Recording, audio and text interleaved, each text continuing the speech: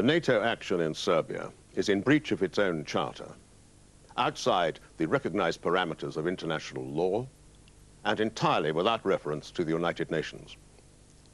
I shall argue that it is a bandit action, committed with no serious consideration of the consequences, ill-judged, ill-thought, miscalculated, an act of deplorable machismo.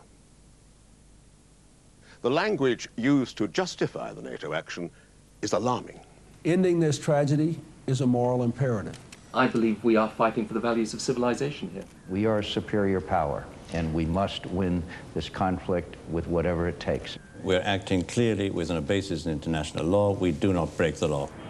The Geneva Conventions Act states that civilians shall not be the object of an attack unless they take a direct part in hostilities. How can you then describe the killing of civilians in the Belgrade TV station as anything else than an act of murder? Some of you will say it doesn't matter that the media are frequently being manipulated as shamelessly, though not as crudely, by NATO as by Milosevic's regime. You're enraged by his ethnic cleansing and proclaim it a just and legitimate war because we have the duty to intervene. We can only intervene, of course, if we have the moral authority ourselves to do so. What is moral authority? Where does it come from?